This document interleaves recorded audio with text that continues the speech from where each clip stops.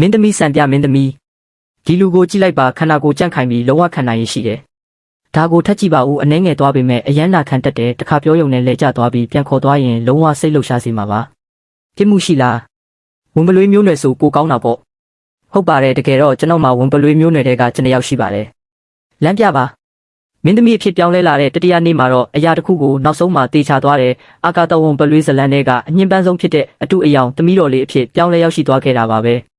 ဲနှစ်အကြာမှာတော့အစ်စ်အမှန်သမီးတော်လေးပြန်လဲရောက်ရှိလာခဲ့ပြီးမိဘတွေကလည်းစွန့်ပစ်ခဲ့ကြတယ်အကိုဖြစ်သူကလည်းယွန်ရှာခဲ့ကြတယ်လူတိုင်းကလည်းငါ့ကိုနင်းပြလို့ဆက်ဆံပြီးချုံမော့နေခဲ့ကြတယ်နောက်ဆုံးတော့ငါဟာအရာရာကိုအသိမ်းခံလိုက်ရပြီးလူသူကင်းမဲ့တဲ့ကျဲပွင့်စီကိုစွန့်ပစ်ခံခဲ့ရကအသက်ရှင်လျက်နဲ့ငတ်မှုပြီးတိတ်ဆုံးခဲ့ရတယ်မင်းသမီးဒီလူကတော့လုံးဝမလွယ်ကူသေးပါဘူးဒါပေမဲ့သူကလည်းအရွယ်ငယ်ပြီးပြန်လဲနာလန်ထူနိုင်စွမ်းအလွန်ကောင်းပါတယ်ခန္ဓာကိုယ်ကလည်းခံနိုင်ရရှိတယ်ဝယ်သွားပြီးရင်အကြာကြီးသုံးလို့ရတယ်ဘသူပဲဖြစ်ဖြစ်ငါ့ကိုတခါတည်းအဆုံးစီရင်ပေးပါတော့လူကျွဲအာကာတဝန်ပလွေးရဲ့အနာဂတ်မှာအယုံကြည်ရဆုံးသောတစ္ဆာရှိကိုရန်တော့ဒီလူကိုပဲရွေးလိုက်မယ်မင်းသမီးရဲ့မျက်စိဟာတကယ်ပဲထူးချွန်တာပဲဒီဝန်ပလွေးကြုံကဇယိုက်နဲဆိုးပေမဲ့လည်းအယိုးခံကတော့တကယ်ကောင်းပါတယ်ဝယ်သွားပြီးရင်တော့ရေရှည်ခံတယ်ဒါပေမဲ့ဒီဈေးနှုန်းကတော့2000ရွှေတင်ကတော့ပေးရမယ်2000ရွှေတင်ကငါ့လိုအသက်ဆိုးနဲ့ကောင်ကဒီလောက်တောင်တန်ဖိုးရှိမယ်လို့မထင်ထားခဲ့မိဘူးကက်ဖြတ်မယ်ကျေးဇူးတင်ပါတယ်မင်းသမီးကျေးဇူးတင်ပါတယ်မင်းသမီးမင်းကမထွက်လာသေးဘူးလားမင်းရဲ့သတင်းသစ်ရှင်ကိုအယိုးအသေးပြုလိုက်စမ်းပါသတင်းသစ်ရှင်ကဒီတခါရောချိန်နဲ့ရိုက်မှလားဒါမှမဟုတ်လျှက်စစ်နဲ့ပဲလားဘာရီနှောက်နေနေတာလဲမင်းသမီးရှိမှတောင်တရုပ်ဆောင်ဝင်နေတယ်ပေါ့ဘသူကသူ့ကိုလက်ဆက်ဖြောက်ခိုင်းတာလဲသူကအခုတော့ငါလူပဲငါရဲ့ပစ္စည်းကိုဘသူ့ကိုမှထိခိုက်ခွင့်ပေးထားလဲမင်းသမီးခွင့်လို့ပါကျွန်တော်ကလက်တော့လွန်သွားလို့ပါကျွန်တော်မလုပ်ရဲတော့ပါဘူးသူကငါ့ကိုကာကွယ်ပေးနေတာလားမင်းသမီးဒါကတော့တောနဲ့ရာဇဝတ်ကြိုးပါပဲအစကနေစပြီးသူကမင်းသမီးရဲ့လူဖြစ်သွားပါပြီဖြစ်သွားပြီး2000ရွှေတင်ကားနဲ့ဝန်ပူလွေးရဲ့အနာဂတ်တစ္ဆာရှိကိုရန်တော်ကိုလဲလိုက်တာမရှုံးပါဘူးအမျက်တောင်ထွက်နေသေးတယ်အခုတော့အကုန်ဖြုတ်လို့မရသေးဘူးသူကတကယ်လို့တစ်ချက်လှည့်ပြီးပြေးသွားရင်ငါရဲ့2000ရွှေတင်ကားတွေရေစိမ်ခံသွားမှာပေါ့သွားကြစို့လာပြီသူကတကယ်ပဲငါ့ကိုစတင်ပြီးညှဉ်းပန်းတော့မှာလားဘာလို့မထလာတာလဲမင်းသမီးဒီလိုကြမျိုးကိုတိတ်ပြီးအလိုက်မသိတင်ပါဘူးသူတို့ကအသားထူတဲ့ကောင်တွေဒူးထောက်ရတာကိုကျင်သားရနေပြီးမင်းသမီးတနာစရာမလိုပါဘူးသူ့ကိုယ်ပေါ်ကတန်ကြိုးတွေကိုအကုန်ဖြုတ်ပေးလိုက်ပါအကုန်လုံးလားငါစကားကိုမင်းတို့မကြားရဘူးလားလေဘင်းကဟာကိုတော့ထားခဲ့လိုက်ပါဟုတ်ကဲ့ပါမင်းသမီးစဉ်းစားဆင်ခြင်တာမှန်ကန်ပါတယ်မင်းမတက်ရက်နိုင်လားလမ်းလျှောက်နိုင်ရင်လိုက်ခဲ့သူကတန်ကြိုးကိုဖြုတ်ပေးုံတာမကပဲငါ့ကိုလည်းမရိုက်ဘူးဆက်ပြီးတက်ခိုင်းတာမျိုးလည်းမလုပ်ဘူးဘာလို့လဲအမလေးညစ်ပတ်သွားပြီမလုံနဲ့သွားပြီးကားကိုမောင်းလာခဲ့တုံးမင်းသမီးလေးဒီလိုနေရာမျိုးကိုဘာလို့လာတာလဲဒီလိုကြေးကြုံမျိုးနဲ့ရောဘာလို့ဒီလောက်နီးနီးကက်ကက်နေတာလဲအလေးဖျားရီဒါကကြေးကြုံတယောက်တောင်မှမဟုတ်ဘူးလားမင်းသမီးလေးခမရယူနေပြီလားဒီလိုကောင်းထဲမှာဒီလောက်နီးနီးကက်ကက်နေရဲတယ်အဲ့ဒီအကြောင်းကိုသာပိုင်ကိုင်းသာသိသွားရင်ခမရကိုပို့ပြီးမုန်းသွားမှာပဲခမရခုနကသူ့ကိုဘာလို့ခေါ်လိုက်တာလဲကြေးကြုံလို့လေမင်းသမီးလေးဒီလိုမျိုးအညစ်အကြေးကမင်းသမီးလေးနဲ့ဘလို့မှမတန်ဘူးခမရကအင်ပါယာရဲ့တတိယမင်းသမီးလေးလေဒီကိစ္စသာအပြင်ပြန့်သွားရင်ပိုင်ကိုင်းသာဆိုရင်ခမရကိုပို့ပြီးမုန်းသွားမှာပဲပိတ်ဆန်းမင်းသမီးလေးကျမကခမရကောင်းဖို့အတွက်ပြောနေတာပါအဲ့ဒါကိုအခုချက်ချင်းစွန့်ပစ်လိုက်ပြီးပိုင်ကိုင်ရဲ့မွေးနေ့ပွဲကိုလိုက်ခဲ့ပါဒီလိုနေ့မျိုးမှာတာနောက်ကျသွားရင်ပိုင်ကိုင်သာစိတ်ဆိုးတော့မှာပဲကျန်းဝေဝေကမင်းသမီးရဲ့တူးတဲသောအကောင်းဆုံးတငယ်ချင်းဖြစ်ပြီးမင်းသမီးရဲ့နာမည်ကိုတုံးပြီးအပြင်မှာအကျိုးမြတ်တွေရှာနေတာပိုင်ကိုင်ရဲ့အကြောင်းကိုအတုံးချပြီးမင်းသမီးကိုတစ်ချိန်ပြီးတစ်ချိန်ထပ်နေတာတကယ်တစ္ဆာရှိသူတွေပြန်လာတဲ့အခါမှာမင်းသမီးကိုအရင်ဆုံးနင်းပြီးတစ္ဆာပြခဲ့တာကလည်းသူပဲမင်းသမီးလေးခမရတကယ်ပဲတော်ဝင်မိသားစုရဲ့ယဉ်ကျေးမှုကိုကောင်းကောင်းတင်ယူတင်တယ်လက်နဲ့ယဉ်ကျေးပြီးနူးနူးညံ့ညံ့နေပါဒီလိုတန်ဖိုးမရှိတဲ့အလုပ်တွေကိုမလုပ်နဲ့တော့အဲ့ဒီမှာပဲပိုင်ကိုင်ကခမရကိုတစ်ချက်လောက်ပို့ကြည့်ပေးလိုက်မယ်ပိုင်ကိုင်လားဟုတ်တယ်လေပိုင်ကိုင်ကမင်းသမီးလေးရဲ့စိတ်ကြီးဝင်ပြီးစိုးသွမ်းတာကိုအမုန်းဆုံးပဲဒီလိုကြေးကြုံကိုခေါ်ပြီးသူ့ရှိသွားတွေ့ရင်ခမရကိုလုံးဝကူစားလို့မရတော့ဘူးလို့သူထင်သွားလိမ့်မယ်ငါကဘသူ့ကိုဝဲဘသူ့ကိုထိသူ့ရဲ့မွေးနေ့ပွဲကိုသွားသည်ဖြစ်စေမသွားသည်ဖြစ်စေဘယ်တော့ငါကိုလာပြီးစုံမရဲနေတာလဲဟင်းကျမကခမရရဲ့အကောင်းဆုံးတငယ်ချင်းလေဟုတ်လားဒါဆိုငါ့ကိုမေးမယ်ခမရခုနကငါ့ကိုဘာလို့ခေါ်လိုက်တာလဲမင်းသမီးလေးလေကိုကမင်းသမီးမှန်တည့်ရက်နဲ့မင်းကဘလို့လုပ်ပြီးကိုလာပြီးလက်ညှိုးထိုးပြီးအမိတ်ပေးရတာလဲကျန်းဝေဝေမင်းကဘလို့ဖြစ်နေတာလဲဒီနေ့တော့ဘာတွေဖြစ်နေတာလဲဒီနေ့ကပိုင်ကိုင်ရဲ့မွေးနေ့ပွဲလေအရင်ကသူ့ကိုအဂတိလိုက်စားပြီးဂယုစိုက်နေခဲ့တာမဟုတ်ဘူးလားအခုမတော်ဘူးဆိုရင်နောင်ကြရင်သူခမရကိုလုံးဝဂယုစိုက်တော့မှာမဟုတ်ဘူးဒါဆိုအရန်ကောင်းတာပေါ့ဘာလဲသူကငါ့ကိုဂယုမဆိုင်ဘူးဆိုရင်ငါပတ်စံပိုးတက်တာပေါ့ ကျန်းဝေဝေခမငါစကားကိုနားမထောင်ဘူးဆိုရင်ငါနဲ့အဆက်အသွယ်ဖြတ်လိုက်တော့မယ်ကောင်းပြီလေခမဘာပြောလိုက်တာလဲကိုပြောတယ်ကောင်းပြီလေအော်မှန်နဲ့အဆက်အသွယ်ဖြတ်လိုက်ပြီဆိုတော့ဒီနှစ်တွေအတွင်းမှာမင်းကိုငါငှားပေးခဲ့တဲ့အဝတ်စားတွေလက်ကင်အိတ်တွေလက်ဝတ်လက်စားတွေနဲ့ငွေကြေးတွေအကုန်လုံးကိုပြန်ပေးဖို့မမေ့နဲ့အောင်မင်းသမီးလေးကျမကခမကောက်မှုပြောနေတာပါခုနကကာလကအတိတရားလွန်သွားလို့ပါနားမလဲဘူးလားမပြန်ဘူးဆိုရင်ငါရဲ့အကိုကြီးကိုကိုယ်တိုင်သွားပြီးမင်းတို့မိသားစုရဲ့ကိစ္စတွေကိုရှင်းခိုင်းလိုက်မယ်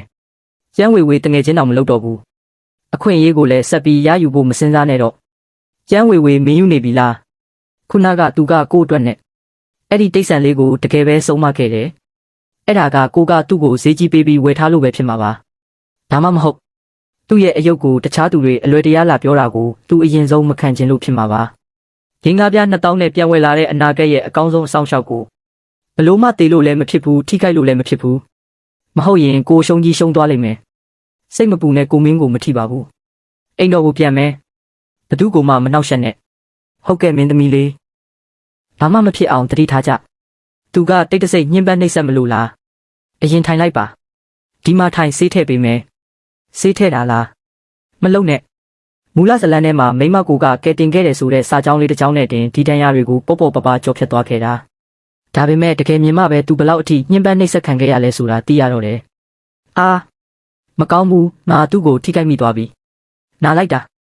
ဒီကောင်ကဝန်ပလွေမျိုးစားလားဒါမှမဟုတ်တန်ချောင်းနဲ့လှုပ်ထားတာလားငါပြောတာတခိုင်းတာကဒူးထောက်ခိုင်းတာမဟုတ်ဘူးမင်းမျက်စိကန်းနေတာလားမျက်လုံးပါထိခိုက်သွားတာပဲမူလဇလန်ထဲမှာမိမကိုကသူ့ကိုဘလို့ကူတာပေးခဲ့တာလဲစွမ်းရင်တွေနဲ့ကူတာလားဒါပေမဲ့ငါကအခုအစ်စ်အမိုက်လေးပဲလေဆေးထည့်ပေးမယ်နာရင်ပြောဒီတစ်ခါသာထက်လို့ရင်တော့ကိုတကယ်ဒေါထွက်တော့မှာဟုတ်ကဲ့နာရင်အော်ပြောတည်နေတာမဟုတ်ဘူးမနာဘူးမင်းရဲ့ပါဇက်ကလေတကယ်ကိုကြံပြူရအရက်ကတန်လောင်အိမ်ထက်ကိုပိုမှကြောတာပဲမလုံနဲ့ဒါကမူလဇလန်ထဲကညှဉ်းပန်းနှိပ်စက်ခံရတယ်ဆိုတဲ့စာကြောင်းပါပဲဒီမှာလဲကုသဖို့လိုတယ်အရန်နာမဲ့နည်းနည်းတိခံလိုက်သူကငါ့ကိုမယုံဘူးငါတန်ရာတွေကိုလည်းကုသပေးတယ်ဘာလို့လဲဆိုတာဘာလို့ငါ့ကိုတန်ရာလာကုပေးတာလဲငါကရွှေပြား2000ပေးပြီးဝယ်လာတာဒါကမင်းကိုငါအခန်းထဲမှာတေးသွားစေချင်လို့မဟုတ်ဘူးတကယ်ဟုတ်ပါတယ်ထနိုင်မလားဘာလို့ဒီလောက်တောင်ကြီးရတာလဲဘာလို့ဖန်သားနဲ့လှုပ်ထားတယ်လို့ဖြစ်နေရတာလဲဒီမှာအိတ်ငါမြေပြင်မှာအိတ်လို့ရပါတယ်မြေပြင်ကဆိုဖာထက်ပိုတန်ဖို့ရှိတယ်မဟုတ်ပါဘူးဒါဆိုအပေါ်တက်အိတ်ရိုက်နှက်မှုတွေလည်းမရှိဘူးဆဲဆုံမှုတွေလည်းမရှိဘူးညှဉ်းပန်းနှိပ်စက်မှုတွေလည်းမရှိဘူးအိတ်တော့သူကငါ့ကိုဆိုဖာပေါ်မှာအိတ်ခိုင်းတာလားဒါကအိမ်မက်တစ်ခုလားဒါမှမဟုတ်ဖြစ်တဲ့အစ်စ်တစ်ခုလားဒီနေ့တော့ဒီလိုပဲဖြစ်ပါစေလူကိုကဲတယ်လူကိုဝဲတယ်ပတ်စံကုန်တယ်စာဆက်တာတတိယမြောက်နေ့မှာပဲပင်ပန်းပြီးတည်တော့မယ်ဘသူလဲအခုလိုညကြီးအချိန်မတော်ကြီးကြပိုင်း12နာရီတောင်ကြော်တော့မယ်မင်းကပိုင်ကြည့်ရွရဲ့မွေးနေ့လက်ဆောင်ကိုကိုယ်တိုင်သွားပေးမယ်လို့ပြောထားတာမဟုတ်ဘူးလားအဓိကနာမည်ကြီးတယောက်အနေနဲ့ကိုတော်မင်းကိုအားပေးဖို့ဒီအထိရောက်လာပြီလေမင်းကောဘယ်မှာလဲဘသူလဲအခုလိုညကြီးအချိန်မတော်ကြီးကြပိုင်း12နာရီတောင်ကြော်တော့မယ်မင်းကပိုင်ကြည့်ရွရဲ့မွေးနေ့လက်ဆောင်ကိုကိုယ်တိုင်သွားပေးမယ်လို့ပြောထားတာမဟုတ်ဘူးလားအဓိကနာမည်ကြီးတယောက်အနေနဲ့ကိုတော်မင်းကိုအားပေးဖို့ဒီအထိရောက်လာပြီလေမင်းကောဘယ်မှာလဲပိုင်ကြည့်ရွပိုင်မိသားစုတွေကအချစ်ခံရဆုံးမဟုတ်တဲ့ဒေါင်းမျိုးစားကြားတတော်ဟာမူလဇလန်တွေကမင်းသမီးရဲ့ပတ်စံတွေနဲ့အရင်းမြစ်တွေကိုအသုံးချပြီးဖျော်ဖြေရေးလောကမှာနာမည်ကြီးလာခဲ့တာမူလဇလန်ကသူနဲ့တွေ့ပြီးယူသွတ်နေခဲ့တာနှစ်စဉ်မွေးနေ့တိုင်းမှာကြီးကျယ်ခမ်းနားစွာကျင်းပပေးပြီးပေးတဲ့လက်ဆောင်တွေကလည်းတမိုးကြီးလွန်းတယ်ခဏလေးဒုတိယအကူလက်ဆောင်လေးပို့ပြီးပြီလားအခုမှစိတ်ဆောလာပြီပေါ့ပုံဆောင်ခဲတွေကိုကိုယ်တိုင်ယူလာပေးတယ်မင်းကိုပဲစောင့်နေတာစွမ်းရင်ပေါင်းဆက်ပုံဆောင်ခဲတန်မိုးရွှေပြားတန်းတရာလူကျူ90ဝယ်တာဒုတိယအကူစောင့်ဦးမပို့နဲ့လုံးဝမပို့နဲ့တော့ငါချက်ချင်းလာမယ်မင်းအမြန်ဆုံးလာတာကောင်းလိမ့်မယ်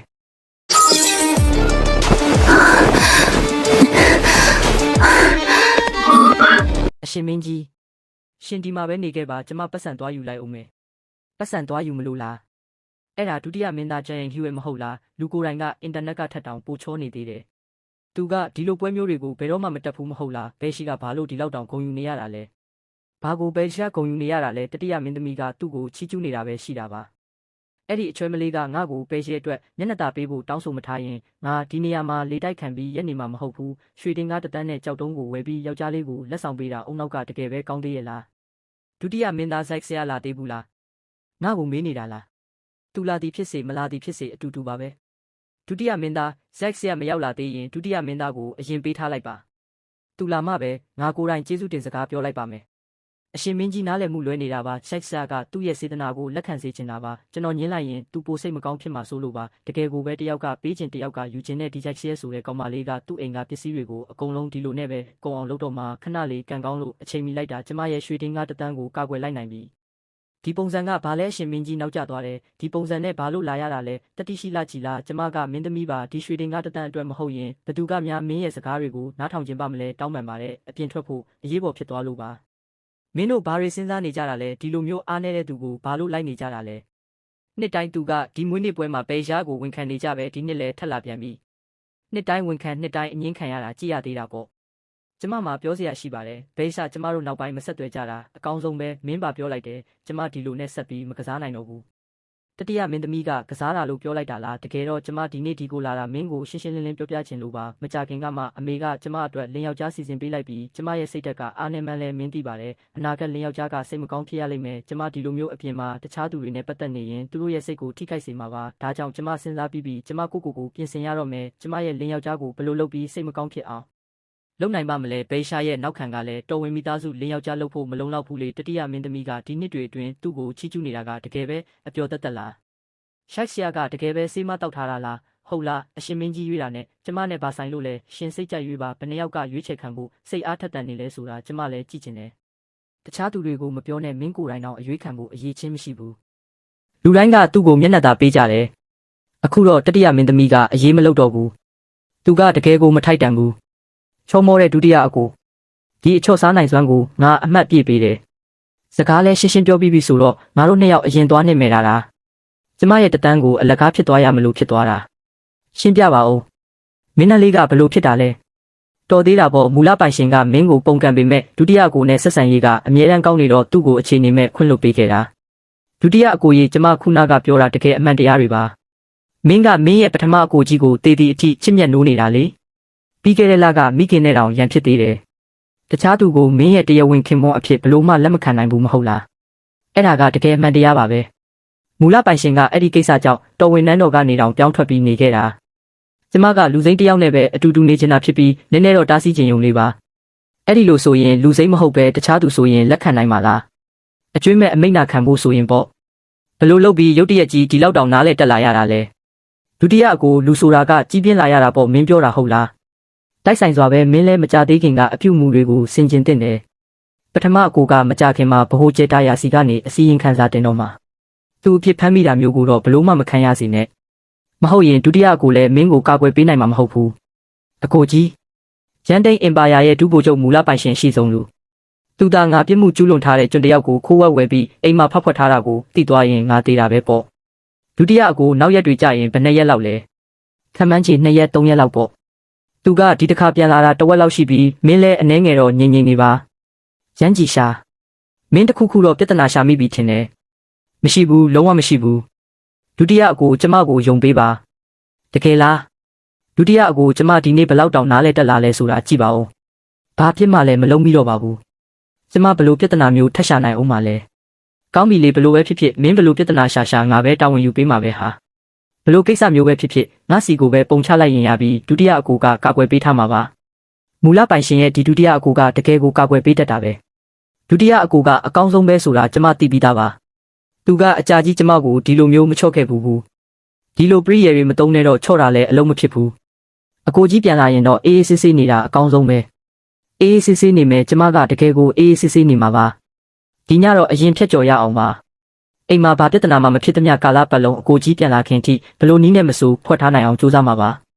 ဒုတိယအကိုဒီတိုလောင်မုံကတကယ်ရောပြန်မရတော့ဘူးလားဒီလိုပစ္စည်းမျိုးကရောင်းပြီးသွားရင်ပြန်မလဲတော့ဘူးကို့ဘာသာပဲတုံးလိုက်တော့ကိုဟုတ်တာပဲမင်းရဲ့စိတ်ဆွမ်းအင်းနဲ့ဆိုရင်ဒါကိုတောင်လှုပ်ဆော်နိုင်တာပဲဒါဆိုလဲအလှဆင်ပစ္စည်းလိုမျိုးပဲစုပ်ကစားလိုက်တော့အရန်နောက်ကျနေပြီးအမြန်သွားတော့သစ္စာမရှိတဲ့ကောင်မလေး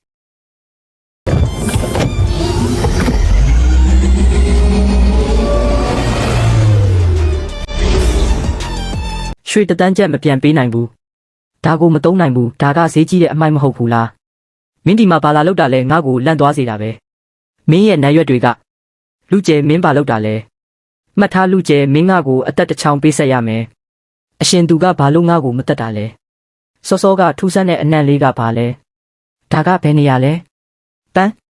ငါရဲ့မှားယွင်းတဲ့အာယုံခံစားမှုလားသူစာလောင်နေတယ်လို့ဘာလို့ထင်ရတာလဲမင်းစာလည်းအကျိုးမရှိဘူးငါကိုယ်တိုင်တောင်စားစရာမရှိတော့ဘူး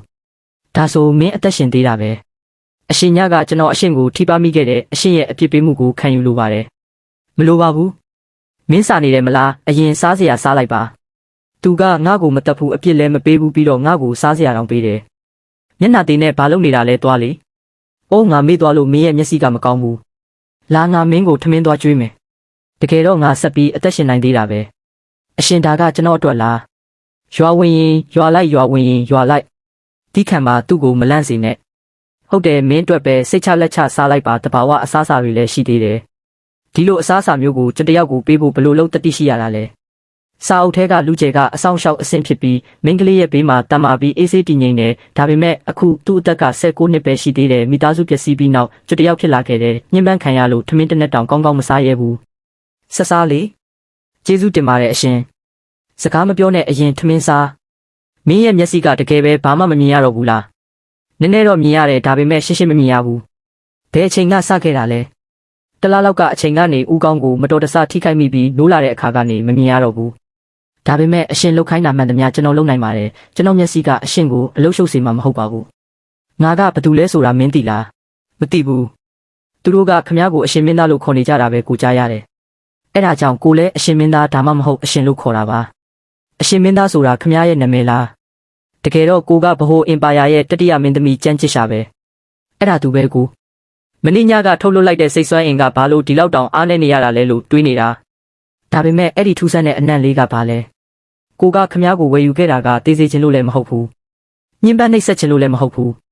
ခမ ्या သာအမိန့်နာခံမယ်ဆိုရင်ခမ ्या ရဲ့မျက်လုံးတွေကိုကုသပေးမယ်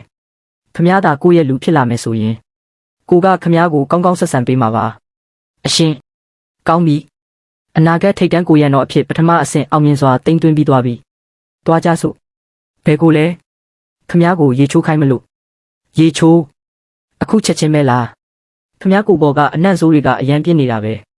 ဲဒါမှမဟုတ်ရင်ကိုယ့်ရဲ့အခန်းတောင်အနံ့ဆိုးတွေဝင်လာတော့မယ်တန့်စင်စေးရီကဘယ်ဘက်မှာရှိတယ်ရေစေးတုပ်ပူဝါကညာဘက်မှာရှိတယ်ရေပူချိန်ကိုအတန်နဲ့ထိန်းညှိလို့ရတယ်မမြင်ရရင်စမ်းပြီးတော့တွားလိုက်လဲမကြသွားနဲ့အောင်အရေးရှိရင်ကိုခေါ်လိုက်ရင်ရပြီသူကကိုဘာသာကိုရေချိုးခိုင်းတာလားလူကတကိုယ်လုံးတန်ရာတွေနဲ့ပြည့်နေပေမဲ့အ ਨੇ ဆုံးတော့တန့်ရှင်းအောင်စေးကြောရမယ်မင်းသမီးအရှင်မင်းသားစိတ်ကြည်နဲ့အောင်ပေါ့အစီရင်ခံပါတယ်အရှင်မင်းကြီးအဖက်ကသတင်းပို့လာတယ်တတိယမင်းသမီးကခင်မွန်းအရွေးခံတော့မှမို့အမြန်ဆုံးပြန်လာပြီးကူညီပေးဖို့တောင်းဆိုလာတယ်ပြန်ပြီးတော့သတင်းပို့လိုက်မနှက်ဖြန်ရောက်မယ်လို့ဟုတ်ကဲ့အရှင်မင်းကြီးကအင်ပါယာရဲ့အထက်မြတ်ဆုံးတာဖြစ်ပေမဲ့ဒီလိုမျိုးဖိနှိပ်ခံနေရပြီးမင်းကြီးရဲ့နှစ်သိမ့်မှုကိုမရရှိဘူးဆိုရင်သူ့ရဲ့စိတ်ဆွမ်းရည်တွေကတနေ့မှလုံးဝထိမ့်မနိုင်သိမ့်မရဖြစ်သွားလိမ့်မယ်ပြန်လန်းခီးစဉ်ကိုအမြန်ဆုံးစီစဉ်လိုက်ပါအမိတ်အတိုင်းပါပဲအရှင်မင်းကြီးအနှောက်အယှက်ဖြစ်သွားလို့ခွင့်လွတ်ပါဘာကိစ္စလဲတတိယမင်းသမီးအရှင်မင်းသားကမကြခင်မှာခင်မွန်းအရွေးခံတော့မှဟုတ်ပါသလားဟုတ်တယ်ဘာဖြစ်လို့လဲမင်းသမီးအရှင်မင်းသားကခင်မွန်းရွေးချယ်တဲ့အခါစစ်မှုထောက်ချက်ကိုကြည်တာလားအရှင်မင်းကြီးကျွန်တော်ရောဝင်ရောက်ရှင်ပြိုင်လို့ရနိုင်မလားအရှင်မင်းသားမင်းသမီးကခင်မွန်းကိုပဲရွေးတာလားဒါမှမဟုတ်ဘရင်ခံကိုပါရွေးတာလားကျွန်တော်က3နှစ်ဆက်တိုက်ကဲဖြတ်မှုတွေမှာအမှတ်ပြရထားတာဝင်ရောက်ရှင်ပြိုင်ခွင့်ရှိပါသလားကျွန်တော်ကမနစ်ကပဲဒုတိယအဆင့်စစ်ဖက်ဆိုင်ရာစုတစိတ်ကိုရရှိထားတာပါကျွန်တော်လည်းစမ်းကြည့်ချင်ပါတယ်ကျန်းကျစ်ရှာဘယ်အချိန်ကစပြီးဒီလောက်တောင်ရေပန်းစားလာရတာလဲအရှင်မင်းကြီးအရှင်မသိဘူးလားကျွန်တော်ကဘာကိုသိရမှာလဲဒါကိုကြည့်ပါအရှင်မင်းကြီးကျွန်တော်အရင်ကမထင်ထားမိဘူးတတိယမင်းသမီးအရှင်မင်းသားကဒီလောက်အထိကောင်းမွန်တဲ့သူတစ်ယောက်ဖြစ်လိမ့်မယ်လို့လေမင်းလည်းသိပါတယ်ကိုယ့်ရဲ့စိတ်ဆွမ်းအင်ကအားနေတယ်အနာဂတ်ခင်မုန်းကအခက်အခဲတွေနဲ့ရင်ဆိုင်ရမှာတေချာတယ်ကိုသာတခြားသောအတွေနဲ့ထပ်ပြီးရှုပ်ပွေနေမယ်ဆိုရင်သူတို့ရဲ့စိတ်နှလုံးကိုထိခိုက်စေလိမ့်မယ်ကိုယ့်ရဲ့ခင်မုန်းကိုဘယ်လိုလုပ်ပြီးအခက်အခဲတွေနဲ့ရင်ဆိုင်ခိုင်းလို့ဖြစ်မလဲအဲ့ဒါကတကယ်ပဲကျန်းကျစ်ရှာတန်မိုးကရွှေပြားတသန်းပြန်လဲမရုပ်သိမ်းနိုင်သုံးလို့လည်းမရဘူးကိုယ့်လက်ထဲမှာထည့်ထားတာနဲ့ဈေးကြီးတဲ့ပစ္စည်းတွေနဲ့ဘာကွာခြားချက်ရှိလဲတကယ်ပဲကိုယ့်ရဲ့ကအဆင်းရှိတဲ့အတုံးမကျတဲ့စိတ်ဆွမ်းအင်နဲ့ဆိုဒီကျစ်ဆက်ကိုတော့အသက်သွင်းဖို့အလွန်ခက်ခဲနေတာပဲ အဲ့ဒီလိုဆိုရင်ရောင်းစားပြီးငွေပြန်ဖလှယ်လိုက်တာကပိုကောင်းအောင်မယ်ကိုကဗဟိုအင်ပါယာရဲ့တတိယမင်းသမီးဖြစ်ပါလျက်နဲ့အကောင့်လက်ကျန်ငွေက9000ကျော်ပဲရှိတယ်ဒါကဒေဝါလီခန္ဓာနဲ့ဘာကွာခြားချက်ရှိလို့လဲတကားဖွင့်တန်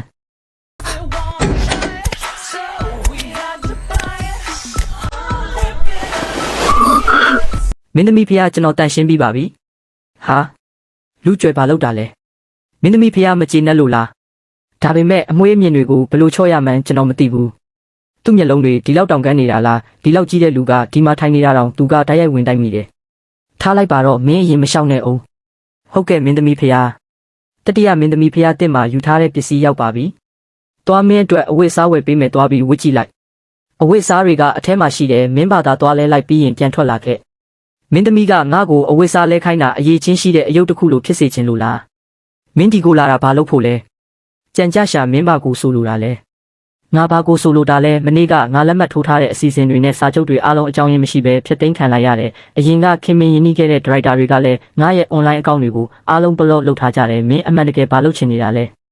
မနက်ခင်းတုန်းကသူ့အတွက်တတ်မှတ်ပေးထားတဲ့အရင်းမြစ်လမ်းကြောင်းတွေကိုငါအကုန်ပြန်ရုပ်သိမ်းခဲ့တာပေါ့ဒါကအရန်ပုံမှန်မဟုတ်ဘူးလားဒီလိုအသေးအဖွဲလေးကိုများအကြီးကျယ်ထားလုပ်နေရတယ်မင်းကိုယ်တိုင်အရေးချင်းမရှိလို့လူတွေနဲ့ဆက်ဆံရေးမကောင်းလို့ငါ့ကိုလာပုံချနေတာလာ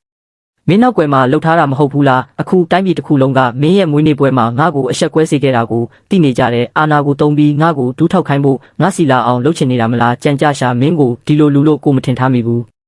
ငါလည်းမထင်ထားဘူးပိုင်ကြည့်ယူမင်းဒီလောက်တောင်အဆက်မရှိတာကိုလေမင်းမပြောလိုက်တာလဲအနောက်မှာပြောပြီးပြီလေနောင်ကိုဘယ်တော့မှအဆက်အသွယ်မလုပ်နဲ့တော့လို့မင်းကအိမ်ကိုဘာလာလုပ်တာလဲပိုင်ကြည့်ယူငါကမင်းကိုပေးဘူးတဲ့ပစ္စည်းတွေကိုပြန်သိမ်းဖို့အတွက်ပဲလာတာဘာလဲငါရဲ့အရင်းမြစ်တွေမရှိတော့ရင်ဘာမှကောင်းကောင်းမလုပ်နိုင်တော့ဘူးပေါ့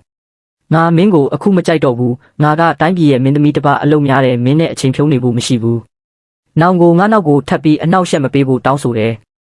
ငါကမင်းကိုအနောက်ရှက်ပေးတာဟုတ်လားကြံကြရှာတေချာစဉ်းစားကြည့်သုံးနှစ်ပတ်လုံးမင်းကိုလိုက်ပြီးအနောက်ရှက်ပေးနေတာဘာတူလဲဆိုတာမင်းကိုရင်ဘက်ကိုလက်တင်ပြီးစဉ်းစားကြည့်စမ်း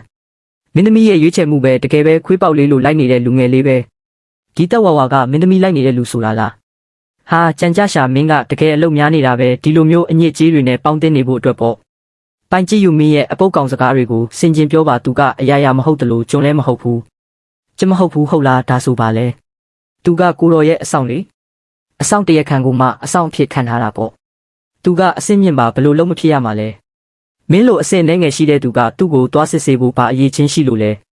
သူပြောတယ်ငါကသူ့ရဲ့အဆောင်လို့စအစင်းဖြစ်နေပါစေသူဟာအပြစ်သားကြုံတယောက်ဆိုတဲ့အမှန်တရားကိုဘယ်တော့မှပြောင်းလဲလို့မရဘူးအစင်းအနှိမ့်ဆုံးအပြစ်သားကြုံမင်းကသူ့ကိုငါနဲ့နှိုင်းဝန်းနေပေါ့ရိုင်းကျုံမှမင်းလိုအမိုက်ကသူ့နဲ့ဘလို့မှမရှင်နိုင်ဘူးမင်းကိုငါမိတ်ပေးတယ်အခုချက်ချင်းငါအိမ်ကနေထွက်သွားစမ်းကျန်းကြည့်ရှာမင်းတေချာစဉ်းစားပြီးပြီလားငါဒီနေ့ဒီတကားကနေထွက်သွားရင်ဘယ်တော့မှပြန်လာမှာမဟုတ်တော့တယ်လို့မင်းကိုလည်းဘယ်တော့မှလာတွေ့တော့မှာမဟုတ်ဘူးလူကျွင်းသူ့ကိုအပြင်ထုတ်လိုက်လုံနိုင်မလားလုံနိုင်တယ်ကျန်းကြည့်ရှာမင်းယူသွားပြီလားအပြစ်သားကြုံတယောက်ကငါ့ကိုတောင်လိုလိုရဲရဲထိဝင်ရဲတယ်ပေါ့ငါကပြိုင်းမိသားစုဝင်လေကျန်းကြည့်ရှာမင်းငါ့ကိုနောက်ထပ်စကားတစ်ခုမှထပ်ပြောခွင့်မပေးချင်ဘူးဆိုရင်တော့မင်းရဲ့ပဆက်စုပ်ကိုတေချာထိန်ပြီးငါ့ကိုလာမနှောက်ယှက်နဲ့တော့ကျင်းမြောင်းလာတဲ့အကျင့်မင်းကကိုကျင့်တရားကောင်းပေမဲ့သူ့ကိုတော့သွားမထီရဲဘူးပေါ့ကျေးဇူးတင်ပါတယ်တကယ်ကိုကြားကြီးတကောင်လိုပါပဲတခင်ကျွန်တော်ကိုဘာလို့ခိုင်းเสียရရှိသေးလဲအရင်ဆုံးအဲ့ဒီအခေါ်အဝေါ်ကိုပြောင်းလိုက်ပါမှန်ပါတယ်အရှင်မင်းသမီးဒီလိုဆိုရင်တော့ရပါတယ်လူကျွင်းကအဆင့်ဖြစ်ပေမဲ့သူ့ရဲ့မျက်လုံးတွေကအဲ့ဒီအတိုင်းဆက်ရှိနေလို့မဖြစ်ဘူးသူကအခုငါလူဖြစ်နေပြီဒါကြောင့်ထပ်ပြီးကြံ့ကြာနေလို့မဖြစ်တော့ဘူးခဏဆောင်ပါကိုသွားပြီးအဝိစားလဲလိုက်အောင်မယ်ပြီးရင်ခမည်းကိုအပြင်ခေါ်သွားပေးမယ်အမိတ်အတိုင်းပါပဲအရှင်မင်းသမီးဝတ်လိုက်ပါဘယ်သွားကြမလဲဆေးရုံကိုမင်းရဲ့မျက်လုံးတွေကိုကူပေးဖို့သူတကယ်ပဲငါမျက်လုံးတွေကိုကူပေးမှာလားဆေးရုံရောက်သွားပါပြီအဲ့ဒါတတိယမင်းသမီးပဲလူကိုယ်တိုင်ဗီဒီယိုတွေကထပ်ပိုလာတာပဲသူနဲ့လက်တွဲထားတဲ့အထီးကဘသူလဲအနာဂတ်ခင်မုန်းဖြစ်လာမဲ့သူများလားငါ့ကိုကြည်စံမင်းတို့အရင်တုန်းကမမြင်ဘူးကြဘူးလားသူတို့ကငါ့ကိုဆေးရုံခေါ်လာပြီးတကယ်ပဲငါမျက်လုံးတွေကိုကူပေးဖို့အတွက်တတ်ပါပဲဝင်ခဲ့ပါအရှင်မင်းသမီးကောင်းလိုက်တာဒီကဘာပေါ်ကရုပ်ချောတဲ့အမျိုးသားတွေအကုန်လုံးကတယောက်နဲ့တယောက်ရောနှောနေကြတာပဲအပိုတွေမပြောနဲ့တော့သူ့ကိုအရင်ဆုံးကိုခန္ဓာစစ်ဆေးမှုတစ်ခုလုပ်ပေးလိုက်ပါမျက်လုံးကိုအဓိကထားစစ်ဆေးပေးပါအရှင်မင်းသမီးကျွန်တော်မျက်လုံးတွေတကယ်ဘာမှမဖြစ်ပါဘူးရက်အနှဲငယ်ကြာရင်တက်တာသွားမှာပါရောက်လာမှတော့ဆေးစစ်တာကဘာမှအများကြီးဆုံးရှုံးသွားတာမှမဟုတ်တာမျက်နှာဖုံးကိုချွတ်လိုက်ဆေးစစ်တဲ့အခန်းစီကိုခေါ်သွားမယ်ဆရာဝန်ပြောတာကိုနားထောင်ပါ အပြစ်သားကြုံမင်းကမနေ့ကဗီဒီယိုထဲမှာအိမ်အောင်ဖက်ကိုလေးစားရမယ်လို့ပြောခဲ့ပြီးဒီနေ့ကျတော့အပြစ်သားကြုံကိုဆေးရုံခေါ်လာခဲ့တယ်ဒါပေမဲ့ကိုယ်တိုင်အပြစ်သားကြုံကိုဆေးကူပေးဖို့ခေါ်လာတာကတခြားအမျိုးသားတွေထက်အများကြီးပိုတာနေတာပဲဘလို့နေလဲအများကြီးဆိုးရွားနေလားဒီအနံ့ကတော့သူ့ကိုယ်ပေါ်ကဒဏ်ရာအများစုကပြင်ပဒဏ်ရာတွေပါအဆင့်အမျိုးသားတွေရဲ့ခန္ဓာကိုယ်ကတမလွန်းလို့ရက်အနှဲငယ်အတွင်းမှာတင်ပြန်ကောင်းလာနိုင်ပါတယ်မျက်လုံးမှာထူးခြားတဲ့အရာတော့မတွေ့ရပါဘူးရှင်းရှင်းပြောရရင်သူ့ရဲ့စိတ်သက်ခွန်အားကရေရှည်ဖိနှိပ်ခံထားရပြီးအထောက်ပံ့ကင်းမဲ့နေလို့ဖြစ်ပါတယ်အတက်ကြအရန်ကျန်းတဲ့အတွက်ထိခိုက်ဒဏ်ရာရပြီးနောက်မှာအခုလိုဖြစ်သွားရတာပါအဲ့ဒါကြောင့်တစုံတရာကိုမပြန်လဲနိုင်သေးတာပါနှစ်သိမ့်မှုဒါဟာလည်းနှစ်သိမ့်မှုပဲငါမရှိတာတွေနဲ့ပတ်သက်ပြီးအတိတ်ပဲမရှိတာတွေရှောက်ပြောနေတယ်မင်းသမီးလေးအနေနဲ့သူ့ကိုဟန်တာစေးသုံးပေးလို့ရပါတယ်စိတ်ပိုင်းဆိုင်ရာလှုပ်ရှားမှုတွေကိုအရင်တည်ငြိမ်အောင်လုပ်ပါအကျိုးရှိလားသက်သာစေနိုင်ပါတယ်အထူးသဖြင့်အလွယ်တကူစိတ်လှုပ်ရှားတတ်တဲ့အချိန်နဲ့စိတ်ဓာတ်တွေရှုပ်ထွေးနေတဲ့အချိန်တွေမှာထိမ့်မနိုင်ဖြစ်မဲ့အန္တရာယ်ကိုရှော့ချပေးနိုင်ပါတယ်ဟုတ်ပြီဒါဆိုအကောင်းဆုံးကိုပဲဖွင့်ပေးပါအစင်းမြင့်ဟန်တာစေးရွှေပြား3000တပူပါဘယ်လောက်လဲရွှေပြား3000ပါတပူကို3000တပူကအလွယ်တကူစိတ်လှုပ်ရှားတတ်တဲ့တစ်ချိန်ကိုပဲကုသပေးနိုင်တယ်ဒါကိုကိုရန်တော်ဝယ်ဖို့အတွက်သုံးတာလားဒါမှမဟုတ်တိရစ္ဆာန်ကျွေးပြီးကုသဖို့အတွက်သုံးတာလားအရန်ဈေးကြီးတယ်ငါကဒါနဲ့မတန်ဘူးအဲ့ဒါငါပစ္စည်းနဲ့လဲလို့ရလားလဲမယ်ဟုတ်တယ်ဒါနဲ့လဲမယ်ဒီပစ္စည်းကလက်ရှိမှာရွှေပြား3000တန်ပါတယ်မင်းသမီးလေးတေချာပေါက်ဒါနဲ့ပဲလဲမှာလားပြန်လဲမရဘူးသုံးလို့လည်းမရတော့ဘူးနော်ရွှေပြား3000တန်နဲ့ဟန်တာဆေးနဲ့လဲလိုက်မယ်အနည်းဆုံးတော့လက်ထဲမှာဒဏ်ကြေးမရှိတော့ဘူးပေါ့တေချာပြီလားတေချာပါတယ်တွားကြစို့သူကအဲ့လောက်တန်ဖိုးရှိတဲ့ပစ္စည်းနဲ့ငါအတွက်ဆေးလဲပေးခဲ့တယ်ဘာလို့လဲပတ်စံကိုတေးသေးချာချာကင်ထားတော့ဒီဟာတွေကအရန်ဈေးကြီးတာမင်းသမီးလေးတကယ်တော့ကျွန်တော်ဒါတွေကိုမသုံးလဲရပါတယ်မနေ့ညကမင်းကငါ့ကိုတေးစေလောက်နီးပါးဖြစ်အောင်လုပ်ခဲ့တာလေအခုတော့မသုံးရဲဘူးလားဟုတ်ပါတယ်မင်းသမီးလေးဒါဆိုအဲ့တိုင်းပဲဆုံးဖြတ်လိုက်မယ်စူချမ်းမင်းမဘလို့အထူးဝါဒနာတွေရှိလို့လဲလာပြီးတော့ဘာမှမပြောဘဲနဲ့မင်းဒီကြောက်စိမ့်တုံးကိုကြည့်ပြီးအရန်ကိုရေပြုံးနေတာကိုငါမြင်နေမင်းယူသွားပြီလို့တောင်ထင်လိုက်မိသေးတယ်မင်းပါလာလောက်တာလဲတိုက်ပွဲဝင်ဖို့အတွက်လာတာပါနောက်ကြရင်ဆေးလိမ့်တဲ့အခါအလကားစကားတွေနည်းနည်းပဲပြောပါအဲ့ဒီကြောက်စိမ့်တုံးကဘဲကလာတာလဲဘဲခအမျိုးသားမိမပြူကမင်းကိုပေးထားတဲ့ချစ်လက်ဆောင်လဲတတိယမင်းသမီးကဟန်တာဆေးနဲ့လဲလာပေးတာလေတတိယမင်းသမီးအဲ့ဒီကအမျိုးသားမိမပြူလားဟုတ်တယ်သူကအနာဂတ်ခင်မွန်းသည့်အပေါ်မှာကောင်းပါတဲ့ဟာဟာမင်းကဒါကိုယုံသွားတာလားပြီးတော့တကယ်လဲယုံလိုက်သေးတာပေါ့မိမပြူတွေရဲ့ယူတုစကားတွေကိုကြားယုံနဲ့တော်ရောပေါ့လူသားမဟုတ်တဲ့သူတွေရဲ့စကားတွေကိုနားထောင်ယုံနဲ့တော်ရောပေါ့ကြမ်းကြစ်ရှာမင်းကဗီဒီယိုခေါ်ဆိုမှုကိုဘာလို့ဒီလောက်တောင်နှိကွေးစွာလက်ခံရတာလဲအကိုကြီးကျွန်တော်ခုနကအိပ်ပျော်နေလို့ပါမင်းမကိစ္စနဲ့ရှာတာလဲမနှက်ဖြန်ညကြရင်အကိုကြီးပြန်လာလိမ့်မယ်နန်းတော်မှာလေဝင်လေထွက်အခန့်ပွဲကျင်းပမှာဖြစ်ပြီးအမေကမင်းကိုအတိပေးခိုင်းလိုက်တာမဖြစ်မနေတက်ရောက်ရမယ်မနှက်ဖြန်ညလားဟုတ်တယ်အကိုကြီးရဲ့တင်မောအုပ်စုကမြို့တော်ကျေပွင့်နယ်မြေတဲကိုဝင်ရောက်လာပြီမနှက်ဖြန်ညဆိုရင်ရောက်လာလိမ့်မယ်ဘလို့လို့ဒီလောက်မြန်ရတာလဲလူကျွဲကိုဘလို့ဝဲရမလဲဆိုတာနဲ့မူလပိုင်ရှင်ရဲ့မိဘတွေကိုဘလို့ရင်ဆိုင်ရမလဲဆိုတာကိုငါမစင်းရသေးဘူးလေမင်းကဘလို့မျက်နှာပေးနေဖြစ်နေတာလဲငါကအကိုကြီးနဲ့တွေ့ရမယ်ဆိုတာကိုတွေးမိတာနဲ့တင်စိတ်ပူပန်လာလို့ပါမင်းကလည်းကြောက်တတ်တာပဲဒါဆိုလဲနေတိုင်းဒုက္ခမပေးနဲ့တော့တိပြီအကိုကြီးကျွန်တော်တေချာပေါက်နာခံပါမယ်မနှက်ဖြန်မိခင်ကလူလွတ်ပြီးမင်းကိုလာခေါ်လိုက်မယ်ထွက်ပြေးဖို့မကြံနဲ့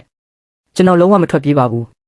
အဲ့ဒီလိုဆိုရင်အကောင်းဆုံးပဲအဲ့ခံပွဲဖခင်ကတေချာပေါက်လက်ရှိနေမှာပါပုံးနေတာရက်အနှဲငယ်ပဲရှိသေးတယ်မိဘတွေနဲ့အတူတူတွေ့ရတော့မယ်အကိုကြီးကတော့လှည့်စားလို့ရပေမဲ့မိခင်ကတော့လှည့်စားလို့ရမှာမဟုတ်ဘူးမင်းကိုလှည့်စားလို့မရဘူးမဟုတ်လားမင်းမနှက်ဖြန်နန်းတော်ကိုပြန်ရလိမ့်မယ်ဟုတ်ကဲ့အကိုကြီးရဲ့အခန့်ပွဲကိုတက်ဖို့ပါအစောကြီးပြန်လာခဲ့မယ်အိမ်မှာပဲစောင့်နေပါပြန်လာရင်အရသာရှိတာဝယ်လာခဲ့မယ်ကောင်းပြီသူပြောတာကအိမ်မှာစောင့်နေဖို့တဲ့တခင်မဟုတ်ဘူးမင်းကိုဒီလိုမခေါ်ပါနဲ့လို့မပြောခဲ့ဘူးလားကျေးဇူးတင်ပါတယ်တခင်ဒါလောက်တောင်ထိခိုက်တာလားကောင်းတာလေးနည်းနည်းကြွေးလိုက်ယုံမျက်လုံးလေးတစ်ချက်ကြည့်လိုက်ယုံတင်ပါဒီကလေးရင်ကဘလို့ဘဝမျိုးတွေဖြစ်တန်းခဲ့ရတာလဲတော်ပါတော့စိတ်မကောင်းမဖြစ်ပါနဲ့တော့အစောကြီးအနားယူလိုက်ပါမနှက်ဖြန်အပြင်မထွက်ပါနဲ့ဟုတ်ကဲ့ပါမင်းသမီးလေးငါသွားတော့မယ်မင်းစားဖို့မမေ့ပါနဲ့ဆေးကိုဆေးဘက်ဆိုင်ရာဘီရိုထဲမှာထည့်ထားတယ်နေမကောင်းရင်သုံးပါမင်းသမီးလေးအစောကြီးပြန်လာခဲ့ပါ